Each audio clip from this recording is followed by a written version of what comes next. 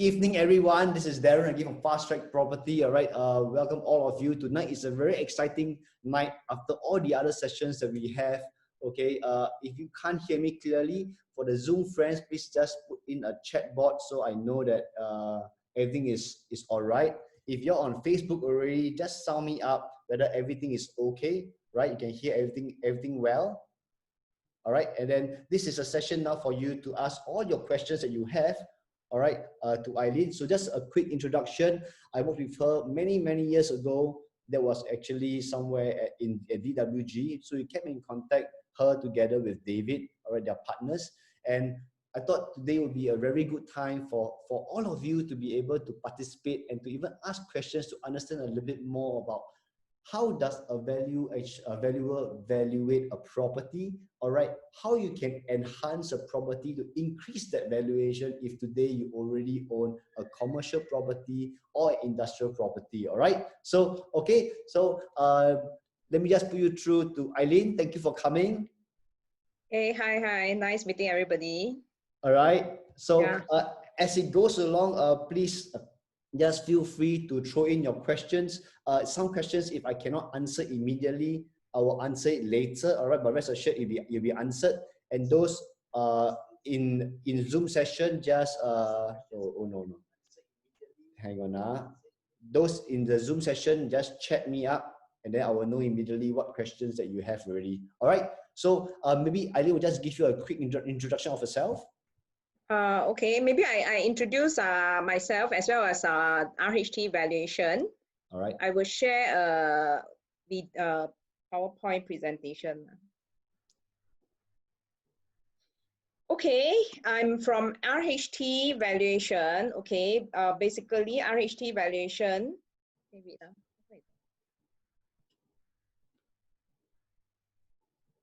RHT Valuation was actually formed in 2018. That is a partnership between DWG and RHT.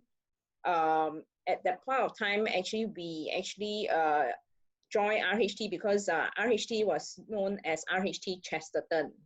So we entered into a strategic partnership and we moved DWG valuation to RHT Chesterton actually at the point of time.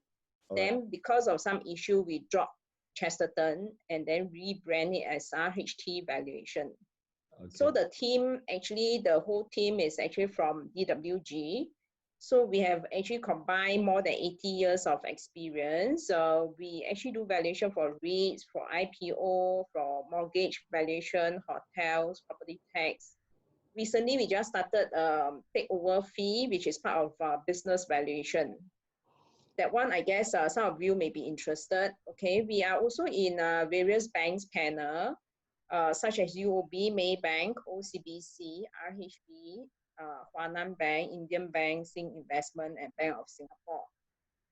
Okay, okay. This guy, this is a new department. He is actually doing business valuation, which is he values a business. Okay. And he does all the merger, valuation, acquisition of companies, and which also include real estate lah. So real estate will be doing. He will focus on the business part of the valuation. So he is a very experienced guy too. So this is our new service. Okay. On top of that, okay, this RHT itself is actually has real estate, okay, which we do valuation, advisory work. Okay, they also have an investment team where they venture into private equity funds. All this they are starting, and then digital crowd and family office. So if you need if you have any question on all this, maybe you can just chat with Darren, and then I will help you. I will forward it to the respective department to answer your question because I'm also not very sure. All right. Okay. But we are part of the RHT Carrington group now. All right. So these are the people in our team. You have David, who used to be also from DWG. Myself, Sok Ping used to be also from DWG.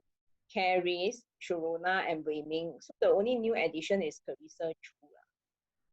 So she will also be doing research. Okay, so this is the whole team who will be providing the valuation services.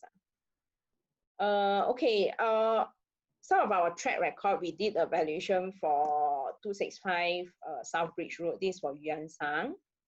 Okay, we also did a valuation recently for Swissotel Merchant Court. This is a hotel. Then Park Regis Hotel also, which is they actually are owned by Nanshan Group. Okay, and in addition, we actually also do property tax for businesses. Okay, so if your client has any property tax issues, or they feel that they are being overcharged or their annual value is very high, you can actually send their information to us. We can actually help them to look at it free of charge. We will only charge 10% of the tax saving. So we will advise them accordingly for property tax cases. Okay.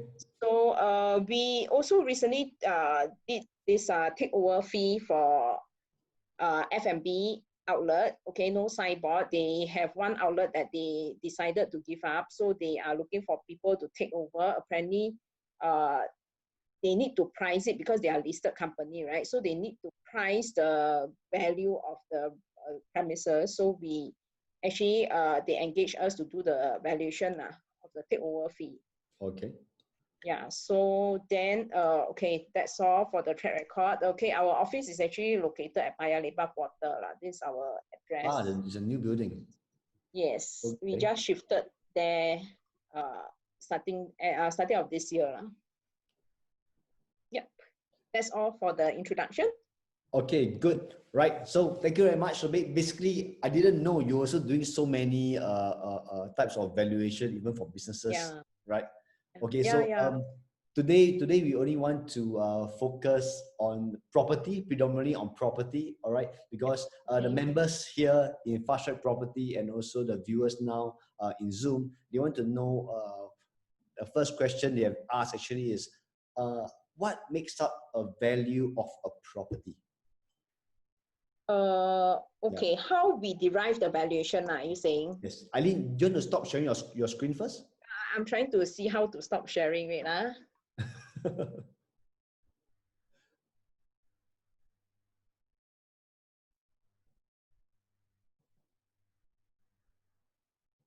Okay. Ah, okay, good. Can already. All right. Okay, how do we when we get a property, okay, an address, right? The client asks us to do a valuation of the property. Yes. How do we derive the value? First, we will check on the floor area. Okay, we will go into our database. We will actually check the floor area compared with the rest of our comparables. We will select the 3 best comparables, and then we will compare the floor area, compare the level, compare the location, the facing of the units. Okay. And then we will make the necessary adjustment. All of them are, the adjustment that we will make is actually based on the per square foot, okay? That means like 10% of the per square foot for the size, the floor area, 5 to 10% of the floor level, and then the facing and things like that. That's the things that we will look out for. Then on top of that, we will also consider the condition of the property, the renovation. But of course, the condition is very subjective, okay? Basically, we look at our condition and we will also try to compare the other units, the condition. May not be very accurate, but we will try to see those that we have done the valuation before and then compare and then make the necessary adjustment. Okay, it will not deviate a lot. You know, you don't expect you put in 200,000, you get a 200,000 value back, that kind of thing. Oh, okay. Yeah. So basically, the value, I would say the main bulk of how you come out a valuation for a property is based on comparables, is it? Yes, yes. That is the main bulk, huh? Yeah. Correct. What about attributes? What kind of attributes are you looking at? Okay, attributes, for example, the layout of the property. Does it have a different type of attribute? If this layout is a little bit more squarish compared to another layout which is a bit more of an L-shaped hall. Actually, we don't look at that. Okay, for example, this strata apartment unit, right? We'll try to look at the same column first. The You know, base, same column, so it will be the almost similar kind of layout. all right. So if we cannot find the same column, we will look at the latest 6 months transaction, right? We will find a similar floor area. Then we will also look back at like historically at the first time when they buy. Okay. Right. We will check how much percentage difference is the pricing. Then we will apply to the current transacted price. Oh, basically this percentage that you do the adjustments, is it a table that you have to follow, or? It will be in an Excel sheet, okay? Then we will do the adjustment based. Okay, when we do the Excel sheet, right? For example, your unit is O1. If we cannot find the O1 unit, we will find O2 unit, right? Yeah. So on the Excel sheet, we will also track the first transacted price. For example, your unit, the first time when you buy the property is in maybe 2000. Mm-hmm. So we will find the transacted price during 2000, how much is your unit worth? Then during 2000, how much is the O2 unit selling? So from there, we can see the percentage difference, right? So when we make the adjustment, we will also look back at that percentage adjustment. Oh, okay. So let's say, is there a different type of valuation metrics that you use? For example, if you value HDB property versus condominium. HDB, no, it will be almost the same. The only adjustment different is the floor level. Okay. And the floor area difference. Okay, floor level for HDB, they have a standard guideline. Okay, for like 3-room flat, they do like $500 to $1,000, 1,000 per floor adjustment. Oh, it's 1,000 per floor adjustment, okay. Yeah, okay. Like a 4-room flat will be 1,500, then 5-room flat will be 2,000 to.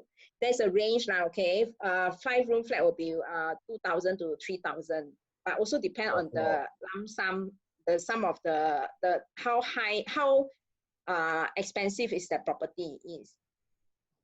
Okay, so a lot of BTO buyers, or a lot of people that buy a HDB property, then they actually spend a lot on renovation on the property, right?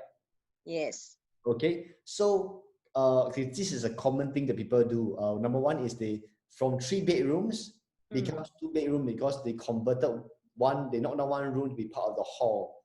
But the valuation of this property with one less bedroom compared to another property with full 3 bedrooms, which valuation will be higher? The 2 bedroom will be slightly lower, right? Because it has one less bedroom, is it? Yes. Yeah, because it has one bedroom less. And then from HDB point of view is that if you want to create that new bedroom, you have to reinstate that wall. So you have to factor in the renovation to reinstate that wall, right? Okay, but on a whole, the renovation for this unit with 2 bedrooms left is more expensive than the other one with just 3 bedrooms. Okay, then the value will be almost the same. Almost the same. Okay, so yes, because you factor in the condition of the house. Okay, if the condition of that 3-bedroom one is very lousy, right, then the value will be almost the same or slightly higher. So if today I were to buy a house 5 years later, I already spent $100,000. It's quite normal now. They all spend about 60 to 80K on HDB property, right? All right. If you've done all the valuation, you will be surprised the amount of money that the families put in your property. So what would you say would be a percentage that you will actually factor in your valuation if a person spent $100,000 in their renovations? Actually, max they allow is 50%. That means if you spend 100,000, right? Okay, if it is like within the past 2 years, we will only take in the most 50%. If it is more than if it is more than 5 years, we will just add like 10,000, 5,000, that kind, very minimal. Yeah, adjustment will be not a lot lah. You won't see a drastic, because if you base on percentage, the value can be very high, you see. But then normally, typically, if the owner tell us 100,000, okay, 5 years ago, the most we can apply is 10,000, 15,000, 20,000. Would you actually really hit $20,000? Have to, unless it's very good lah, like marble, you know, fully aircon, parquet to the bedroom, then everything fully done up. Because nowadays, if let's say you want to put such a high value, HDB also asks for photos. So very difficult to run away from the high value one. You won't be able to see 100K being put back in. What about for a condominium now? If they paid 100K for renovations, are you saying that you also do the same? You can only take in 5K, $10,000? Okay, for reno for a condo, if let's say you put in 200,000 for a 1 million property, our range is actually 5 to 10% higher. We will take the highest comparable within the whole development for the past 6 months. The highest one, we will plus another 2 or 3%. You get what I mean? You know, you can, when you go and search the transactions, right? You can do a sort, right? You can do a sort like from the per square foot from the highest to the lowest. So we will take the highest, we will plus the most 2 to 3%. Then on top of that, you adjust for the floor level. Oh, so you are saying that if today I would buy a property which is facing a greenery versus one that is facing the pool, but I have more in terms of my renovation cost to it, there is a possibility my valuation is about the same as the pool facing one? Yes. There is a possibility, because for private property, the adjustment is based on percentage, okay? 1%, 2%, 3%, up to 5%. Yeah. Correct. You see, the floor level, we rigid adjust. It's already 1% of a million is about $10,000, $50,000. Yeah. Right? So HDB is just thousands of dollars. Yeah. How in terms of 10, 20,000, okay? But then for condominium, we will do based on percentage. Okay. So that means that what about, so for a private property, for them to enhance their valuation is actually based on renovation of the property, right? Yes. But you will not get back a lot anyway, right? Yeah. You see, everything plays a part. No, valuation, we don't only look at the renovation, we also look at the floor level, we look at the size, we look at the facing. Right, we look at the number, the unit number itself. Okay, what else? We look at the tenure. The number itself also. Yeah. We also make adjustment to the unit number, because it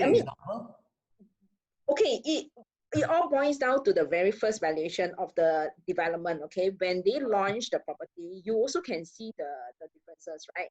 Yes. Those units with 04, they are actually sold slightly lower, 1% lower than the rest of the units. Yes. Right. So this were the pricing of our valuation will also follow the first pricing, because the first pricing is also done by a valuer. You see, the developer, before they sell, they actually how they price, they also check with the valuer. So these are all market practices. So that's why when we do the valuation to sell, you also have to factor in all this, right? The facing, the unit number, condition at that point of time, no lah, the layout and things like that. Yeah, it's all factored into the valuation. Okay, so all right. So it's basically a lot of attributes, but like I was saying earlier, the main attribute is still the comparables in the area, right? Yeah. For example, if you were to buy a property, for example, a GCB property that is very rarely sold in this area, perhaps 1 year once or 2 years only one unit. How to gauge the valuation then? Okay, we will base on district. If let's say you talk about good class bungalow, we will base on district. For landed, okay, typically for all landed property, you're based on district itself. Okay. So if your unit, if it is a good class bungalow, good land size, okay, for good class bungalow, we have different categories, and like which area is the value is higher. All of you also know that Cluny is the highest in the market. Then followed by all the Swettenham, Belmont, all these areas. I always thought that Nassim was higher. And then Nassim hardly has any unit transacted, you see. So Nassim is, yes, it will be also a premium. Nassim Cluny is almost the same. Yeah, okay. So when we do the valuation, we will also look at the past transactions. So if let's say, for example, if you have one unit at Nassim, which no transaction for the past 2 years, okay, then we will look at Cluny and we will make adjustment. Then when we will look at the last transaction between Nassim and Cluny and see what is the percentage difference, then we will also try to match the difference in terms of size and then location.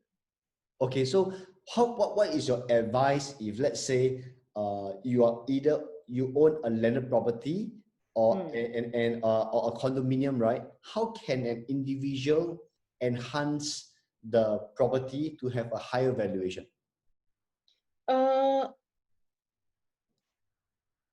I guess the reno plays a part. The first few when person look at come into the house, if it is bright, the paintwork is new, people will be able to be attracted to the property, right? I mean, of course, other attributes like the unit number you cannot change, the floor area you cannot change. So the only way that you can play around with is only the renovation. Okay. So that will help you to enhance the value of the property in terms of percentage, like 3%, 2%, that kind. All right, all right. Yeah, so if you talk about like 1 million, 10% is 3% is a lot of money already, right? Yeah, so reno, I mean, the only thing that you can play around with is renovation. It's a renovation only, yeah. Okay, yeah. Okay. So and then okay, landed property you can play around with the layout like people okay, you can build swimming pool, you can build lift inside. All this will add value to your property for landed yeah. So is there a reason sometimes when when I bring a buyer to buy a condominium, right? In a condominium, and then for example they really like this particular stack and this particular unit, okay? And when I check back with a valuer, it tells me this is the amount, all right? But then again, what happens is that the seller is insistent on this particular price, and when you check back to the valuer, right? After a while, he says that actually able to match the price that the seller is asking. So it becomes very confusing for the consumers because if they were to check back with the bankers, what I understand is that they will check with 3 other valuers and they give them the second one, which is in the middle. Yeah. Right. So what then would you say would be a fair guideline? Okay, typically the valuation, there's a range of 5 to 10%. That is quite typical in the market. So if let's say... But it's quite a lot for a 2 million property is $200,000. Yeah. But then you see there is such a buffer that you can stretch to the highest or you give an average, you see. So that's why the banker always give you the middle one, which is normally the average. Okay. Yeah, so if you want a higher value, you have to ask the banker, see whether the valuer can stretch or not. If they can, they will give you a higher value. Okay, all right. Yeah, but the problem is that if you stretch, you want it to be higher than the highest transaction, then it's a bit difficult. Unless your unit is a small unit, very high floor, then maybe the valuer can do a bit of stretching, but it will not be very far. It will not be more than 5% higher than the last highest transaction. Okay. All right. For all of you that just joined us, all right, this is Eleen from RHT Valuers. Okay, so if any other questions, if you wanted to just drop me a message personally or through Facebook, or you can chat with me in Zoom, okay, and then just and ask whatever questions that you need for your personal needs or your housing that you are looking to even purchase in the near future. All right. So, okay, Eileen, another question that just came in is that my unit has a pool view. All right, is unblocked view, and I paid a high price. Okay, but after a while in the secondary market, okay, the price of my unit is about the same as my neighbor who has a greenery view. Okay, so why is that so? So I always tell my customers like that is because valuations are based on, so far through my experience, is based like what you just said, is on comparables, right? So as long as the market is tanking in the area and the demand for this area is on a downward trend, Yes. right? It is very difficult for your unit to go back to the same price. Yeah. Am I correct to say that? Yes, correct. All right. Is there a reason why a valuation for a property can drop so much? It all depends on demand and supply, right? If the demand is there, they are willing to fork out the price. But Okay. actually, I want to highlight is that if you feel that as an agent, you feel that you want to sell this property, okay? If you want to find a fair value, by right, you should actually do a valuation first before you actually market the property. Okay. Because when you transact already, or when you start to get people to view, and then when you realize that you cannot fetch that kind of price, then you ask for valuation. By then, the banker has already asked all the valuers, what is the value of the property? So you won't be able to get a very high value unless the valuer actually go down and see the property. Then by the time the owner is willing to pay the valuer to go down, it's too late already, it's transacted already. And for transacted property, we will normally try to match the transacted price, right? Because also for the buyer, easier for the buyer, because then the stamp duty will be based on the transacted price. If let's say if we go down and then you say that, hey, no, this one should be worth more, but then if we value more, then your stamp duty you have to pay more. Okay. So there's I get what you mean. All right. You get what I mean, right? Yeah. So so there's another question over here which is quite interesting, is that why is the valuation able to match for new launches whenever the developer increases the price, but not for resale? Okay, we will match, like what we say, we will try to match the purchase price. Okay. Normally, we won't just match the developer's price unless they have 3 transactions to show us. Because we base on comparables, right? Yeah. So normally, if a market is... When they launch, they already give you all the price list, ma? Yeah, we have okay. When they launch, we give a range. There is a low and a high range, right? So it's up to the developer how much they price it, ma. Okay. So when they move up the price, if it fall within our range, we will still match. Oh, okay. So you see, they may not launch at the highest, ma. Yeah. So you are saying that before they do a launch for a project, right? They will work with the bankers and the valuers, and the valuers should already tell them that, okay, this is the range of all your units. This is the valuation you can get for all your units. Is it? This is the range, low and high, right? Low and high. So if they manage to sell, for example, Treasures at Tampines, they already sold 50%, more than 1,000 units. Are you saying that if they were to increase their price by 5%, the valuers can definitely match? If it is within the range, within our range, you see, if the market is moving up and every other units are selling higher, every development are selling higher, of course we have to move according to the market, right? So that's why we will match the transaction price. Can you just repeat that one more time? No, okay, if the market is going up, okay, and then the developer actually increase the price as they go, right? Yes. And then all the rest of the development actually has transaction that is higher. You're Of talking course, we about have to match, right? all the rest, as in all the other new launches or that Yeah. project itself? All the other new launches or all the transactions of other developments are moving up like 2%, 3%. So if the market is moving up, of course, when the developer adjusts the value, we will also match the purchase price. Oh, but here you're talking about, for example, places like in Tampines, for example, in Tampines, right? So Treasures is going for average of 1.3 to 1.4 per square feet. But if you look at the resale side, for example, Waterview, the prices are not good. It hasn't gone up. So would that actually impact the prices of Treasures?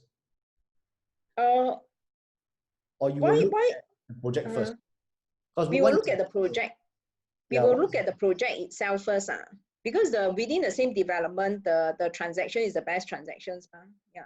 So as long as a developer is able to push the sales of the price accordingly, right? Now there's balance 1,000 units left you haven't sold yet. If he were to do any price adjustments, it will easily hit because he already has sold so many units. Is that what you're saying? Yes. All right. In that sense, yes. All right. So okay, so hang on. So guys, if you are not clear, all right, and need to ask anything, please catch her here. Eleen, all right, is a valuer, can guide you as much as possible. All right, she's the one that can come up with the figures. All right, I can't do that. I got to ask her for advisory sometimes. All right, so okay, the next thing is that I have a commercial property. Okay, how do I increase its valuation? I think this person means an office. Okay, for commercial property, we also look at rental. So if you can have a high rental, we can, for commercial property, we base on two bases. One of them is comparable method. The other one is actually the rental of the property as well as the condition. I mean, of course, if your condition is good, renovated partition and things like that, then you can fetch a higher rental, right? Then if you can get a higher rental, then we will be able to help you to push up your value. But then the deviation also won't be like very exorbitant value. It will be like maybe the most 5% higher. Okay, you're talking about you only take into consideration the value, the rental of a commercial property, but not for a residential, is it? Yeah, residential we don't base on rental to calculate. Do the component. Yeah. Okay, so wouldn't a owner be able to fake it? Of course. On top, I mean, after we get your rental, right? We will also check with your annual value, your property tax annual value that you're paying. So would it be strange in the same building of offices, someone's rental is $1,500 higher than the rest? Okay, the rental deviation, you cannot be faking it too much. I mean, all this can be checked, right? So if everybody is renting at $3, you tell me you rent at $4, I will suspect it. But if you can say that you can rent at $3.30 because it's renovated, okay, then I will accept because it's a 10% higher, right? Okay. So has to be, I mean, especially if you have very big unit, 10% higher is a lot. You see? Or if your rental is a long term, like people sign 1 year, 2 years, if you can get somebody to commit 5 years and you can give the tenancy agreement, of course, we will be able to factor that in.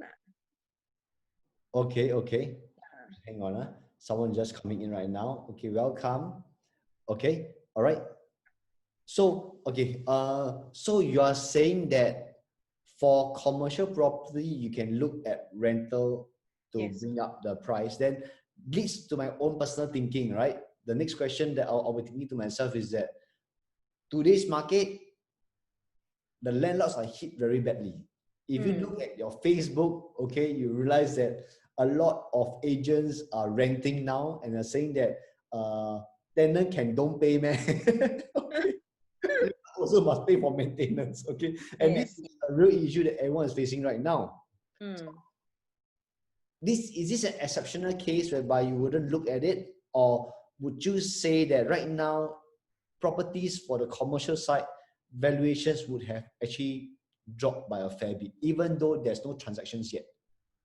Okay, we won't drop it very drastically. We will be mindful of the market, but we won't say immediately drop 20%, okay? Because we still have to, if people were to ask, hey, how come you can justify a 20%, we still have to show comparables. As it is, if you look at the past, if you look at the SISV transactions for the past 2 months, okay, it's still at market, it's still quite high. So we won't drop it. We will factor in the market sentiment, but we won't drop the price like 20% drop, that kind of thing, unless transaction actually shows that way. So there's always a lag. So if, let's say, for example, back to the same question, a row of shop house, all right? Maybe on average, the valuation there is about 5 million, for example, on average, the whole row, right? It's a freehold land, for example, right? And now there's a transaction at 4.8 million. Okay. Another transaction at 4.7. Another transaction at 4.8. So now you have 3 transactions at 4.8, 4.7, 4.8. All right. Can you still value the 4th property at 5 million? Okay. For shop house is a bit tricky. We will also look at what is it being used as. You see, shop houses, we look very specifically at the usage, okay? Like, for example, if your shop house is being used at F&B, right? Of course, if it is F&B, we will value it at 5 million. Okay. If your 4.7, 4.8, 4.7 is non-F&B, okay? So if you ask me, your 4th one is a F&B, yes, I will value it at 5 million. Why specifically at for F&B? Because F&B license, not everybody can get. What if it is medical practice? Medical practice, okay, it will be higher than normal retail, okay, but it will still be F&B will be the first one, because F&B license not nowadays they restrict, okay, very difficult to get F&B license for shop houses. Okay. And then F&B itself, you must provide grease trap, your M must be higher and all those things, right? So, and then the rental will also be higher, right? So that's why F&B we will still maintain, okay? Then if you talk about if it is a medical, like a doctor, clinic, right? So we will not match at 5 million, maybe we give 4.9 million, slightly higher than the normal retail. Oh. Okay, we can still factor in that is a clinic. That shop houses valuation actually values the business first, then the shop itself, is it? You factor in the business, yes. Yes. So that's why you can always see that even for HDB shop house, if you tell me that you have F&B license, okay, definitely we can value it higher. Okay, right? okay. As compared to those sell clothes one. Yeah, I had an investor friend that told me that a shop house, how to buy is to look at the business first, then you buy. Yes.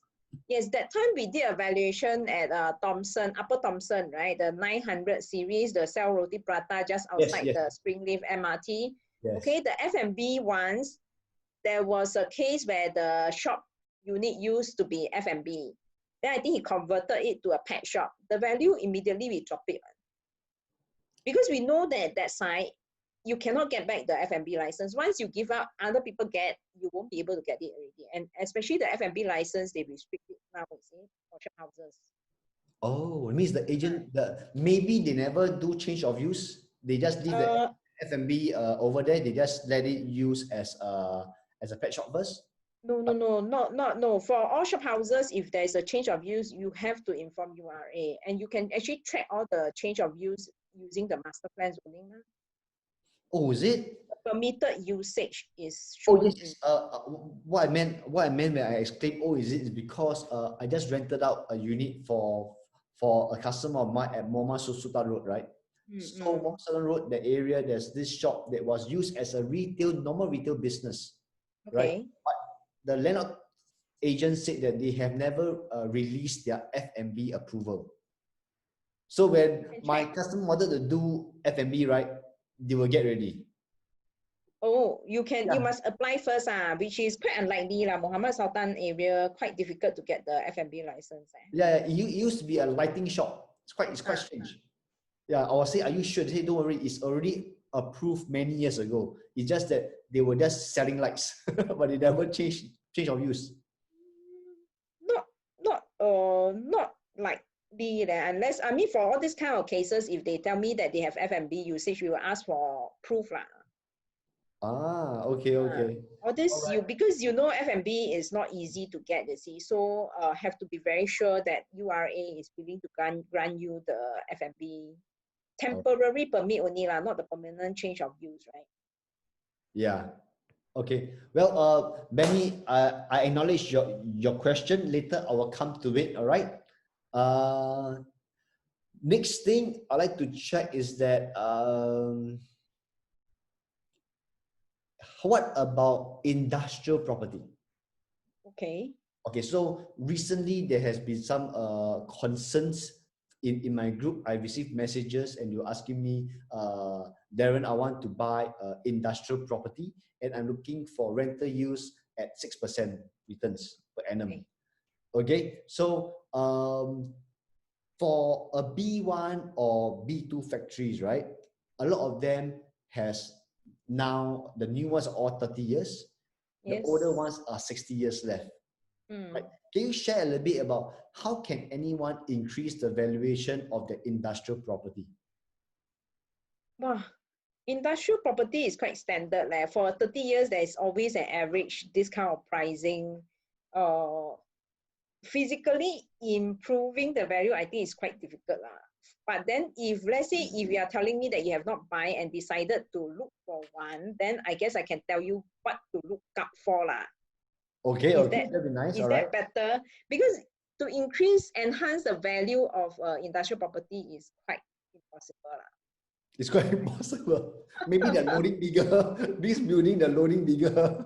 Of course, these are the factors that you can look up for when you go and buy the property. But then if you want to, like, current loading is like that, you want to increase it, is quite unlikely, right? It's not like residential, you can renovate slightly, you can get a slightly higher price, that kind of thing. Oh yeah, if the loading is there, means it's there already. Yeah, it's there already. So I can tell you what are the factors to look out for industrial property. But then to enhance the value, there's no way. Okay, so guys, I know some of you are there listening to this for your industrial property, okay? Because I'm going for a course to find out a little bit more, because a lot of them are going in, and but it's so affordable, right? 400 over $1,000, 500 over $1,000, and getting about 6% returns, right? So I'm just thinking about how can it be actually how can it even sell for a profit 5 years later? Or it's not possible. So maybe you can share with us, what is it you look out for, or what should the buyer look out for when they buy? Okay, we talk about JTC factory first. JTC factory, there are two kinds of JTC factory. One of them, you need to pay land rent, right? Okay, for big industrial property, land rent is the killer. So one, you need to pay land rent every month, okay? Then the other one is the owner actually pay upfront land premium. So the upfront land premium, that means you don't have to pay land rent. So this one you can consider, okay? But I don't know how you are going to look for it, but there are units that they have actually paid upfront land premium where you don't have to pay land rent. So if you buy at the land rent is paid to who, the government or the JTC? JTC. Okay. JTC factory, you have to pay two kind of tax. One of them is property tax, one of them is land rent. Okay, so there are those that are land premium paid. So those maybe you can look at those. And there's another type. Okay, for JTC factory, you have these two types, right? Then you have the URA land, okay, where they sell you 60 years, you don't have to pay land rent. And then when you want to sub-sell, you don't have to ask for permission. Whereas for JTC property, you have to ask JTC for permission whether you can sell to this person before you can actually sell. That is for those that is paying land rent, right? Not those that upfront. Those are paid upfront. They don't have to ask JTC. Oh, still have to. As long as it's JTC, you still have to. Okay. All right. So as long as JTC, whatever you want to do to a property, you have to ask JTC for permission. So you can look at those that are sold by URA. All right. The other one are all the new development like Tuas West, Link, Tuas Tech Park, that kind where you don't have land rent payable, and then you don't have to ask JTC for permission. You can just trade as and when you like. Okay, so these are the JTC landed factory. Then now we look at the mass market, which is a strata factory, right? The ramp up factory. Okay, the ground floor unit normally is you can get a highest price. That means when you sell, even if you buy it, it is you need to pay a premium. Why do you need to pay a premium? Is because the floor loading is very high. Okay, it is usually 10 kilonewton or 15 kilonewton. So that's why the first story is very high. And then the first story is very convenient. You don't have to drive up, ramp up, or you don't have to take a lift to go up. So it's easier to do loading and unloading. Okay. And then some of the first story, you can even do showroom. Yes. So that's why the first story is always a premium to pay. Then the ramp up will be the next best alternative where you can ramp up and drive straight to your unit. So if the ramp up and then the floor loading is still high, like 10 kilonewton, that one is also quite attractive to buy. Other than that, the other one is food factory, I guess. Food factory for central kitchen. No one's selling, I think. Now nobody's selling A Sing owns the whole building now, but selling a single unit. They're only renting it out. Yeah. We did the valuation for them, the one at Tampines, right? Yeah. Is it the one at Tampines? Yeah. Her Sing, right? Her Sing. Yeah, Tampines. Yeah, they all the one. Yeah, because he is very lucky He just got the approval, right, to change it to central kitchen. Then they decided. Then they had I think they had the cold storage also. Yeah. Very, very good. Yeah. That's why the rental there is much higher than those at this Kallang area. Oh, okay. Yeah, they did it quite well. So anyway, every strata unit, they managed to do the exhaust and things like that. So I think they are earning tons of money. He's very lucky. Yeah, they're earning tons of money. Just did the valuation for them, actually. Wow. Good. Okay. All right. So this is one of the viewers' question. If the new condo project markets at a higher per square feet, so let's take for example back to let's say let me think of where. Let's say we go to Pasir Panjang. So Kingsford Water Bay is selling at about 1,700 to 1,800 per square feet. All right. Because it is a new launch, will there be a spillover effect of the neighboring condominium to increase their per square feet in their project? For what? Also new launches? No, the older one, right? Benny, this is your question, right? If the new condo project markets at a higher price, will the resale property value nearby also go up? It should go up slightly, okay, but price increase is not because of neighboring developments selling at a higher price, and then you expect your condominium to be affected. To increase similarly at the same time. You see, I don't think the market works that way, unless you're telling me that there's an MRT station outside your development. So then the price for the whole area will increase. But if a new development can sell at 1,007, you expect your maybe 20 years old development to sell at about 1,005 or 1,007. I think is quite unlikely. Okay, so I think his perspective is this: if now this property is moving at 1,007 for a new launch, right? Then next to it perhaps is a freehold property, but maybe it's already 25 years old, and the normal transaction there is about maybe 1,001. Okay. And this is at 1,007. would it make sense if now this plot of land, the units can now sell at 1,003, 1,004? Because next door now can sell at 1,007. Like Benny, I'm trying my best to explain to Eleen. So in any way that is not it what the same asking, size? just sound out, all right? Yeah. Is it the same size? Same size meaning what? Per square That feet. means the Square feet. I know, but you see, you can't just look at per square foot difference like that. How about the floor area difference?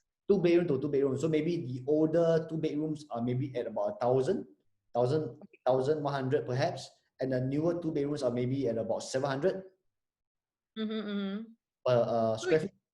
So the 700 is selling at 1,007, right? Yes. Okay, then your 1,000 is selling at 1,001 now.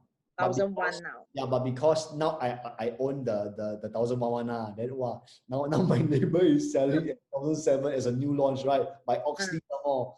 Okay, now I also want to participate in the growth. Now I market at 1,003, $200 more than all the other transactions in my condominium. Can you match this valuation? Oh, okay. Okay, we will actually do an adjustment, okay? Because this one is 1,007, and then this one is only 1,001, right? Yes. We will actually adjust the age, because yours is a 1980s, isn't it? Mine's 25 years old, so about 1990. 1990. Okay, the difference is already 25 years old, ma. So we will also make adjustment to the. It's a freehold. It's a okay. A brand new, yeah, I know. The brand new 99 years to the market is considered as good as a freehold. That's how the market works, okay. That's all I can tell you. If you look at, the Barlas table, you all know the Barlas table, how we adjust the tenure, right? Okay, yes. If you look at that thing, the tenure adjustment for a fresh 99 years as compared to a freehold, I think is like how many percent? Not even more than 5%. The differentiation, is it? Yeah. All right. Then, okay, we look at the tenure, we look at the age, then we will also look at the condition, because that one is a brand new as compared to yours, you see. Okay. So then we will make the adjustment, right? Because a brand new, the design is new, then the brand new, more modern, and then especially new launches, they have they don't have to pay fork out the 5% and don't have to fork out that immediate 20% kind of thing, right? So that's why the brand new launches, you have to pay 20% first, but the rest they will slowly pay. Progressive payment, ma. So when we do the valuation, we will factor all this in. Why is it that the price cannot increase together? It's also because of basically the age and the condition. Sorry, just to rewind. What has the progressive payment got to do with the valuation? I mean, no lah. This one is, I'm just telling that people would rather buy the new one and fork out the 1,007 than to buy your 1,004. In that sense, basically it's a condition, the age. The valuation wise, right now, can I sell my property at 1,003 per square feet? And the buyer is willing to, can the valuation match? Buyer is okay. We won't be able to adjust. We will adjust, but we will also based on the transaction within the development. So what will you say is your adjustment? It means you are clearly saying that the next door development of 1,007 is not going to cause a great impact in terms of the increase of my property. Yeah, right? It won't. All right. So because when we do the valuation, we will look at the same development first, the transactions. You see. Oh, okay. Yeah. Okay. So we will mark out. If you tell me that the next door is selling at 1,007, of course we will, based on the last transaction, we can mark up the most 5%, but we won't be able to match like from 1,001 jump to 1,004, not likely. Not likely, until there is a transaction within the same development, right? Yeah. Yes. What about transformation in an area then? For example, what they are doing for the greatest southern transformation, right, by the government. So we need to be doing a lot of transformation over there in the near future. Will all this be also considered as a factor in or not? Or only What when type of transformation? only when it's ready, then it's factored in. Yeah, Like normally. for example, there's going to be an entire huge parcel of land for redevelopment, right? By the Capital Club will actually move away, and then they redevelop this with 9,000 over units. Then will this now have a spill effect to the rest of the older resale properties? We don't look at future. Okay, you see, the thing is that when we do the valuation, we look at the current, what is already there. See, of course, when you look at transaction, when we do the valuation, we will adjust the value slightly, but you won't be able to see like, wow, immediately your price increased by 20% kind of. Yeah. Okay, so it is more about really, it makes sense for the buyer. For example, if this development is going for X number of dollars, and then maybe the other side is going for much higher, then they will start to bring their interest to this particular development, and then the price of this development will go up. Yeah, in that sense. But of course, when we do the valuation, we will adjust the value, but you won't see a spike on. You can't see like immediately from 1,000 jump to 1,004. Not likely. That's a lot, no. 40% increase. 4,000 square feet. Okay. So Benny, I hope this answer your question, all right? So if you have any more, just feel free to drop us a message.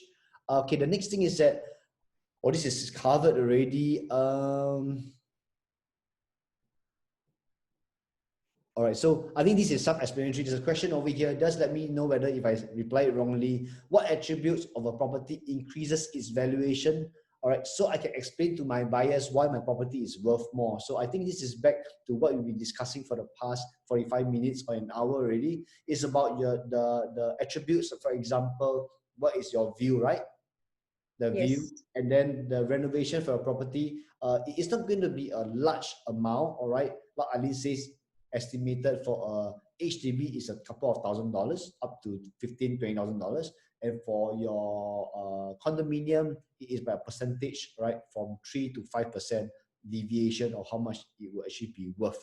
Then obviously, if yours comes with a better view, you don't face a highway, you face a quiet view, then obviously the demand for this stack will actually be higher. Okay. Next thing is that all right, so this is a very interesting one. So I live in an EC, Trillion at Tampines, right? So the present new launches are going for 1,003, 1,005. So this is all the same question actually. But my project is only selling at 1,080. It is nearer to the MRT station. Central area is much better than the newer projects. Why is my price only at 1,080? Your tenure difference, I guess. The tenure is shorter. Yes. So you're talking about EC, right? Yeah, this Trillion, basically, if I'm not mistaken, it just MOP this year in February. So they live for 5 years. It built. I guess the land is already 9 years old. Then how about the one that you are staying, 1,080 per square foot one is how old? Now, what is the market selling for at 1,080 per square feet? Yeah. But what about the age difference? Is it a lot or is almost the same? The age difference we compared with the new launch. Okay. Yeah. So the new launch, for example, Treasures or Tapestry in Tampines is going for 1,350 to 1,400 per square feet plus minus. And Trillion being an EC, just ready to sell in the market now, is going for only 1,080 per square feet. Okay. So the question coming in is that how come there is a difference of about, I would say, $250 per square feet to per square feet? Okay, new launches normally is higher because when the developer price it, new launches for EC, they can actually have grant and things like that, right? So they will attract people to go in and buy. So the prices will be higher. Okay, for those EC that has just reached their MOP, they can price it similar price, but then they will find that they won't be able to hit the same price as the new launches, right? Because the tenure is already shorter, you have already stayed there for 5 years. So then we will actually mark down all this one. Okay, so I think the introductory question will be after that is stating that if today I'm an owner at Trillion at Tampines, and I'm the very first person to sell. Okay. How will you do the valuation? Because for the past 5 years, no one can sell, ma. Okay, Yeah. okay, yeah. Okay, then we will actually also look at the vicinity. What are the EC price at? Right. Don't have. They're all very old. So beside Trillion is City Life, haven't MOP yet. Then the rest are very old ECs. I think 15, 20 years already. Okay, we will still take all those older EC and we will still make adjustment to those EC. We will still take them as comparable. Will you only look at ECs or also private condominiums? Yes, okay, that's another thing. Okay, we will first look at all the EC within Tampines, but be it old or new, we will make an adjustment. Okay, if the tenure is different, we will also adjust the tenure back to same on par.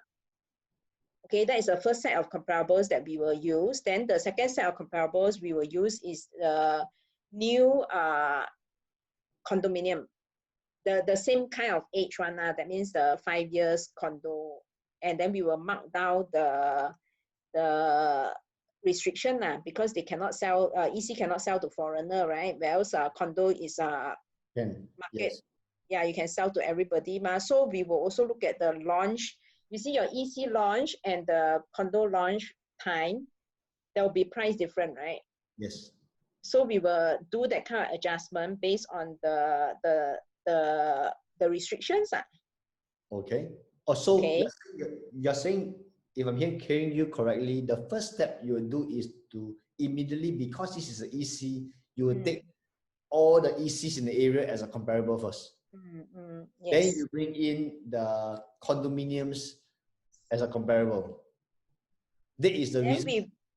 Then we will also do another set of comparables, that is the EC selling same time as your EC in other area. Wow, For example, yours is in Tampines, right? Yeah. So if there's another one that is being sold in maybe Yishun at the same time, okay, then they are also selling, we will go and check whether there are any transactions or not. But why would it be a comparable then? It's so far away. Yeah, you see, when they launch at almost the same time or 1 year earlier, okay, that means yours is just reached 5 years. This one is 6 years, So we will look at the price difference when they first launch, and then the price that they are selling now. Then we will have a view of the percentage, Wow, this is. Then we will benchmark. We have to be fair to the EC, right? The Trillion, right? So we have to look at all of this to derive the value of your property, Yeah, because I had a customer who was very disappointed with me.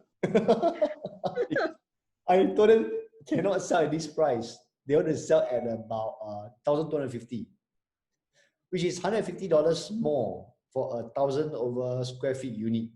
And this is a lot of money. I say it cannot, because ultimately the logic is still the same. If there is any amount above the valuation, the buyer must also pay in cash. And no one does that for private property. Maybe for landed, I believe, if they really like that plot of land. Yeah. So basically, when we do the valuation, we will look at all these factors. We will first look at within the vicinity, like for if yours is at Tampines, we will look at Tampines itself, the older EC, how much are they selling? Then we will adjust the age, adjust the tenure back to the current EC. Okay, on top of that, we will also look at the condominium transactions that is the same age as yours and do the adjustment downward.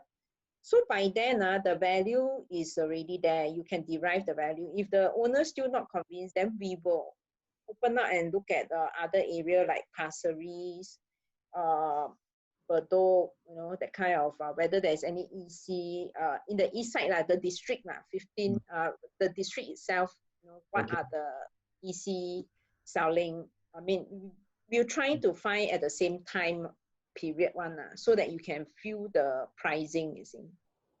Okay, based on your, this next question is based on your professional advice, I'm looking to buy an EC, and since it is a subsidized plot of land, does it mean that in 5 years, I will definitely sell it for a profit? There is no possibility that I can lose based on your valuation point of view?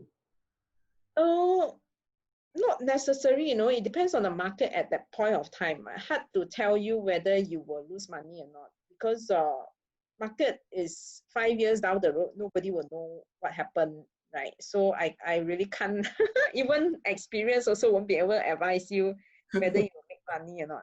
Yeah. Okay, so I think for this friend that asked this question, we cannot foresee the future.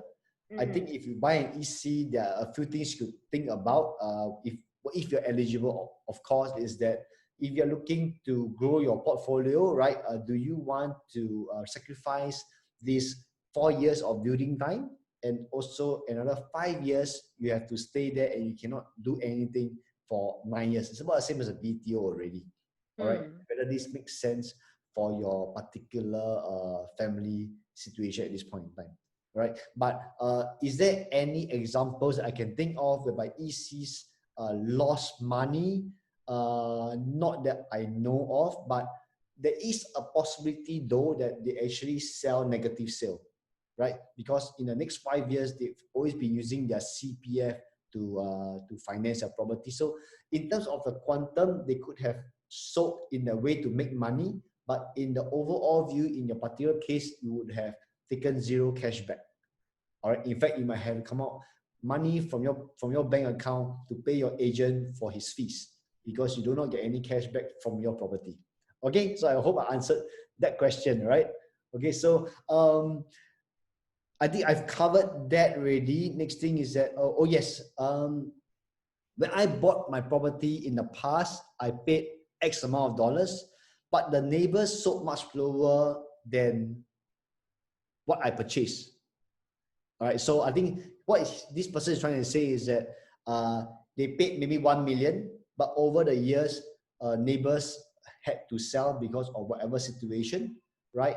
Then it isn't fair that you value my property lower as I did pay higher than my neighbors. Okay. Okay, I think what this person is trying to ask is that, let me just backtrack what we were discussing. It's still based on comparative transaction, comparables, right? So even if you bought at a very expensive price than your neighbors, right? And your neighbors sold, for example, when you paid 1,000 per square feet and your neighbors decided to sell at $900 per square feet, all right, it does bring your property price down, even though you did pay at $1,000 at that time, right? Correct, Eleen? Actually, we don't only based on one transaction. To be fair, we will look at many more transactions to determine the value. Yeah. Many more transactions. Oh, okay. Yeah. So even if your neighbor were to sell at 900, but if other units are still selling at 1,000, we will not take that 900. Okay. Unless you will start to have a lot of 900. Yes. Okay. Yeah. So, all right. So basically the valuers are fair. If there is someone who is right now maybe having a hard time because of the circuit breaker, and then business is affected, and they decided to lay long their house, right? Lay long their house. All right. The valuers do not just look at one very low price and then it equals to your house is now so can only value at a lower price, correct? They will still look at what are the other transactions in the area. Okay, but having said that, if moving along the buyer psychology, because now all this data is readily available in the market, right? And when they see and it start to taper down, from 1,000 to 980, 950, for example, then yes, your property valuation will have also come down with the other transactions that is actually lower than $1,000 per square feet. 对吗？对, yes. Okay. All this I learned from experience, okay? So I asked her to verify first. Okay, yes, it's correct. It's correct, yeah? Okay, yes. All right, Benny has another question. For EC. Wow. Okay. So this question is from Benny. Thank you for your question. She's asking you for ECs, is it better to sell after 10 years or from the 5th year? Depending on market. I mean, if the market is buoyant and then a lot of transaction, you should just sell it because you won't know what will happen, 5 years down the road, right? But then if you want to hold on to 10 years and then, I mean, if the because when the age start to get old, when the property start to get older, the transaction price will start to actually drop because of the condition, and then if there's always a lot of supply, then the price of your condominium will, I mean, your EC will actually drop a bit, right? Okay. So so typically when we do the valuation, we see this kind of trend. I mean, if let's say 5 years, if you sell, you may be able to get a higher value than 10 years down the, I mean, another 5 years down the road. Yeah. Okay. I think, Benny, let me try to answer this also. I think once it goes into the secondary market, right, it is very much determined by the transactions in your project itself. So in the 5-year mark, perhaps when you bought EC at $800, maybe after 5 years, the market is able to support $900 or $1,000 for that matter. But if you are saying that from $1,000 in the next 5 years, can this $1,000 become $1,200? It is possible if in the next 5 years, there are healthy transactions creeping up towards $1,200. All right. But in the next 5 years, it is also possible when by transaction gets stuck at $1,000 or maybe up and down $100. So it could happen that in another 5 years, the 10-year mark, even though it's open to foreigners, right, your unit or your condominium could still be hovering at $1,000 mark and not moving because there is no pent-up demand in the area. Okay, having said that, for example, if you were to look at why I keep saying that comparables is so important, right? Because you can see so many of our very old condominiums, 99 years, even though they are balanced with 70 years or even 75 years, but their price is so much higher than when they first bought the property. All right. So even though the balance lease is the balance lease is short, all right, there is a downward pricing for that property, but overall for this condominium, because it is so old already, right, 30 over years old, all right, of course the price is definitely much higher than the original first owners. But I would see that this will come down when the lease becomes even shorter, right? So yeah, so this is I hope this answers your question, right? I wanted to just reverse this this balance lease issue with you, Eleen, right? Because I did a video and I was just sharing with all the audience here whereby balance lease is indeed an issue. Can you tell me, in your professional opinion, right, what would happen to the HDB properties right now, those in Bedok, even in where's that place? Tiong Bahru Plaza, those really old ones, right? Balance 50 years old. Okay. And right now it's transacting at about, let's say, $300,000. What would you say in your professional opinion when the balance lease hits only 40 years old? It will drop to 100 over 1,000 or 200 over 1,000, depending on location. Okay. All yeah. right. I mean, there is a tenure adjustment that is in the market, is very transparent. Okay, so for every year getting shorter and shorter, loan is difficult. You cannot get loan, so that's why it will affect the value of your property. You see, so even if we value it at a higher or much higher value, most likely you will also have difficulties getting the loan. See? So it's not likely.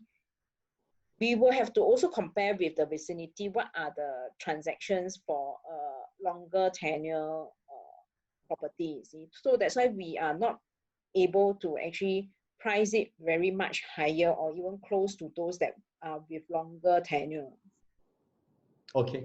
All so right. that's why the shorter the tenure, the value will start to drop quite drastically unless the government come up with new policy lah. That one we don't know, right? Because if the government were to come up with new policy to buy back the balance lease, then that would be a different story.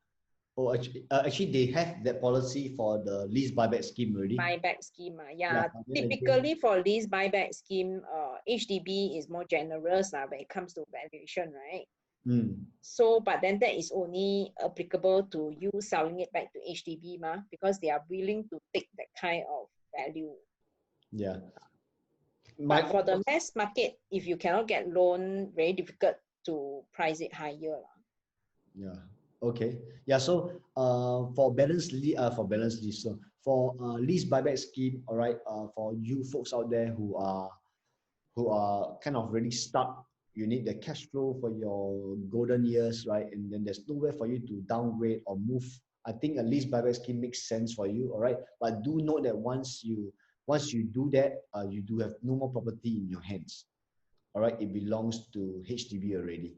Okay, and for the rest of you watching, and if you think that there will be a new government's policy on this, I personally feel, okay, disclaimer, okay, I personally feel it will not happen because they already have so many lease buyback, and I do not think it will be very fair for those that participate in lease buyback if they want to even extend your lease for your property. Okay, so I don't think that might happen, right? But anyway, having said that, they extended 6 months, right, for the Geylang one. Yeah. I to stay, okay, but ultimately it's still going to be. Yeah, it's still gone. Yeah. So the shorter lease one, I think the Toa Payoh nowadays selling at less than 300,000 for the 3 Yeah. I actually sold. I was just sharing with everyone. I just sold the one at Ang Mo Kio. Ang Mo Kio balance 50 plus or 40 plus only. I think. I can't remember years already. Only at 260, I think. Yeah. Quite drastic. Shock for Ang Mo Kio, such a prime area. Why is it so cheap? And because of the balance lease. But yes, balance lease, even though not just HDB, guys. Okay, for landed properties, for commercial, anything, all right. For balance lease, it does affect your valuation report also. Okay, yes. And for freehold property, okay, it doesn't mean because your freehold, your price is very high. Again, it is also based on how old is your particular structure that you're sitting on, and there is the valuation adjustment on it, even though there is a freehold to your title, meaning that your building, which is 40 years old, will not be the same value as your building that is only 5 years old. Yes. Okay. Definitely, because for 40 years old already, everything need to be changed. I mean, no matter how unless you tear down and rebuild, especially for condo, 40 years as compared to 5 years, 40 years you can expect a lot of problems. Leakage, piping, everything is rusty. And these are the things, if you are staying in a condo, you change your unit, no use, because you cannot change the rest of the units. Yes. Yeah. So that's why it affects the pricing of the development. This is really true. Yeah, this is a fact. But then, of course, for older development, you can hope for en bloc. You do valuation? Yeah, we do. We help to study the potential. Yes. Oh, is it? That's maybe I got to learn from you. How do I spot one with potential for en bloc? Wow, difficult now. No. Okay. Another question, Benny? Okay. You're saying, but after 10 years, it is open to foreigners. Yes, it is open. It is open to foreigners for your ECs. Like I said, it's again back to the demand of your particular project. Let me give an example. Let me see if I can remember it. I think Bishan had an EC, right, last time? Bishan. Loft, is it? Is it an EC? I thought it was an EC last time. if I am not wrong.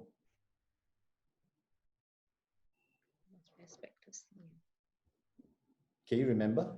The loft is at Nasim. Bishan.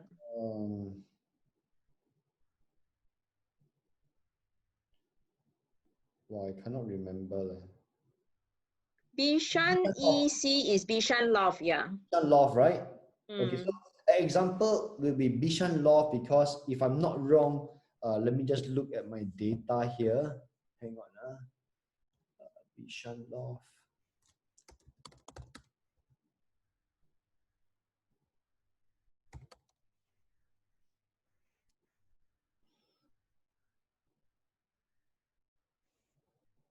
Okay, so Bishan Loft is actually a EC, and this was built, completed in 2003. Okay, Yes. completed 2003, 99 years from year 2000. All right, and it's pretty amazing because, let me see whether I can pull this out.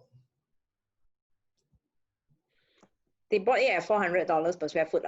Okay, let me just show with everyone this screen. Let me see. Okay, I just share with you my screen. So, okay, guys, I always use this HProp to look at the data. So you can see here, this is what it is for Bishan Loft, right? As an EC back in 2001, this is where they will market the property, right? They bought on average, you can see the lowest per square feet was $300, all right? Until now, okay? Now plus minus $400, and now the latest transaction, we are looking at 1,265 per square feet, all right? So if it's open to 10 years, I think for Bishan is a very unique category for Bishan Loft, is because I think it's the only EC in Bishan. It's the only EC in Bishan, right? So naturally, having it quite as a central area, all right, maybe it is about less than 6 to 7 minutes walk to Junction 8 and the MRT station. So I guess there's a pent-up demand, even though it is an EC, Benny, even this is an EC, right? There's a pent-up demand that people want to buy the property, and therefore it will continue to creep up, all right, the prices. You can see all the way, even since 2012 and 1001, it has never dropped. It just keep rising all the way till today at above 1,200 already. So if you ask me now, does it make sense after 10 years? Is it a fact that your condo will definitely sell at a much higher price compared to 5 years before? All right. I say the same as Eleen. I really do not know. All right. I really have no answer for that. And I think it really depends whether the place that you buy, has it have any attraction and any desirability by the future buyers. And that is very important when you buy the correct project. If you buy a project, for example, that at a time when it MOPs or 10 years later, there is also a lot of choices around you, I think, excuse me, it will actually limit the price of your appreciation of a property. All right. Again, it really depends on the market at that time. Yeah, actually, you can look at the floral view. There is another EC at the west side. You can see that the price has been stagnant at 600 plus for the longest time. I mean, of course, when they first launched it, it was also 300 plus. But the the floral view, FLORAVALE. Oh, the floral veil. All right, all right.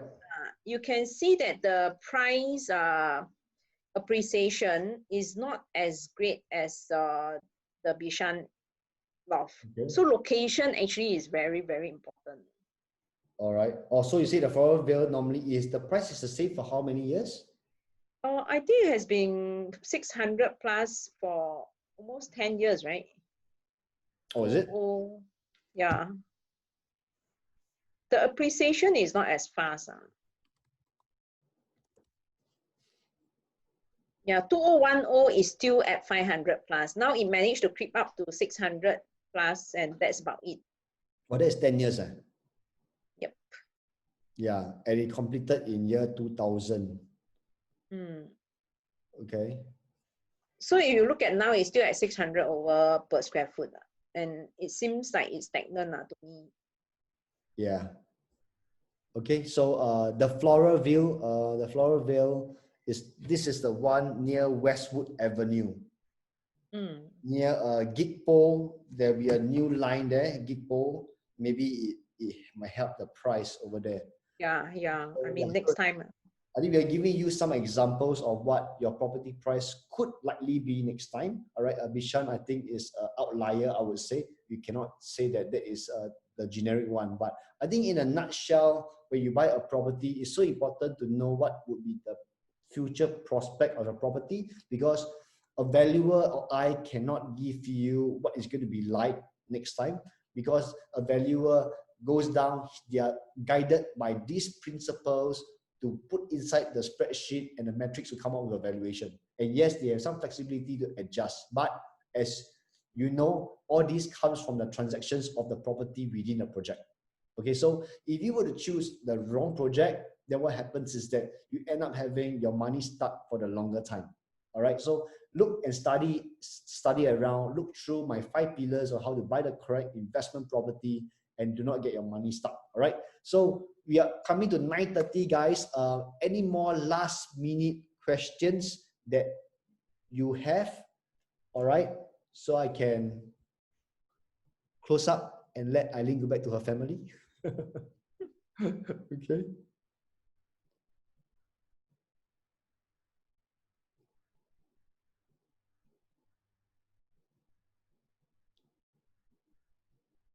Okay. All right. There's a last question coming in. Hang on. Okay. Does it make sense if I stay in a landed property?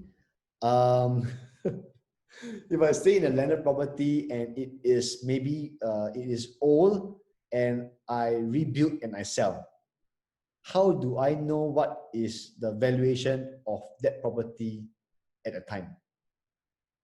Okay, so I think this person is frustrated selling a very old single story property. All right, and I guess most probably last time I'm selling those, a lot of developer come in to buy from them at a very low price. So I think his question is coming in saying that if he were to rebuild on his own and sell, can he sell at a much better price? As it depends with the construction cost. Yep. Okay. It all depends on your design. Okay. Like what I say, to enhance a landed property, other than renovation, if you were to rebuild, okay, if you put in a lift, if you put in a swimming pool, of course, the value will be very much higher than those without swimming pool, without a lift. If you are able to manage your contractor and then rebuild at a very reasonable price, I'm sure you can actually earn a very decent profit. Yeah, definitely you can get a higher price. Okay. What would, if you were to quantify, what is a lift and a swimming pool difference in terms of the valuation? Okay, for example, if we were to do a valuation for a brand new, like 1,005 square foot landed in East Coast, right? Okay, I can roughly tell you if it is a 2-story 1990s kind of property, the most you can get is about 2.5, 2.6 million. Highest you can get maybe about 2.7 or 2.8 if you can stretch. You're referring to a brand new or? No, old landed property. Old landed property, okay. Okay, 2007, I think 2007, 2.7, max I think 2.8 million. Okay. You can sell, right? Which is about 4,000. For length, 1,005 lah, okay.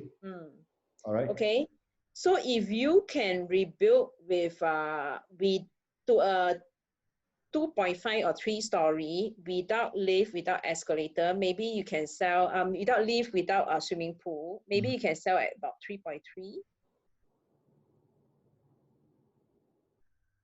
That's not much, man. Yeah.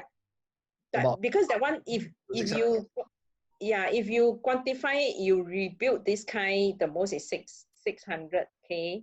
Yeah. You can, if you put in a lift, and maybe you can even get 3.6, 3.8 million with lift and swimming pool. Oh, a lift and swimming pool will come out to be about another 300 to 400,000. Yes. 400K for a lift and a swimming pool. Yes. Okay, right. Yeah. Because it's expensive to build a swimming pool and put in a lift. Yes, and it's expensive to maintain it also lah. Expensive to maintain it is the buyer issue, not the seller. Yeah. But then people will be attracted to nicely built, you see. And then you see when you have a rebuilt already, right? Because it's rebuilt and it's new, right? And you sell it at about 3.8, 3.6 million, people will still buy it from you if valuation can match that kind of price, right? Because then the buyer would not have to go and get the construction loan to rebuild if they don't have cash. So if you have cash, is definitely a better idea for you to reconstruct and sell. Okay. Right? You see what I'm coming, right? Yeah, because if you have an old house and you want to sell high, it's very difficult, because when you have an old house, you want to sell high, the person who come in has to pump in a lot of money, must have a lot of cash to actually rebuild it lah. If not, then he start with an old house as well. Okay, yeah, that's true. Yeah. That's true. Yeah, but when you rebuild the house already, of course you can sell it higher lah. Yeah. Yeah. But again, before you intend to do such thing, please call in your builder to check the cost of it, because it's easy to say change from 2.5 to 3 or 3.5. But if your support pillar column cannot hold, means that you have to do repiling, then that'd be a lot of money. That's why a lot of people, when they were to buy over a property, especially for landed property, make sure that you do all your various checks and do not hear it from the salesperson or even the seller, because they also don't know. But they can tell you actually can, because you look at your neighbor, it's all like that. But the neighbors prior to their present house, maybe that particular structure can withstand the weight, right? If not, cannot lah. Don't anyhow do. Of course. I mean, that's why this book can make you earn $1 million. That's the difference, right? Yeah. Oh, the price different. Yeah. All right. Okay. There's no more questions already. Eleen, 谢谢你. Thank you for your knowledge and your time. Thank you. Okay. Thank you. I'll call you and then check with you. Perhaps one of these days when the CB out, maybe we can ask you out for lunch. Can. Yeah, sure. I haven't seen you for quite a while. All right. Yeah. Okay, everyone. Thank you. Good night. Okay. Thank you. Bye. If you like the video that you have just watched, it has given you better clarity in your property journey in Singapore, do help me out by hitting the like button and subscribing to the channel.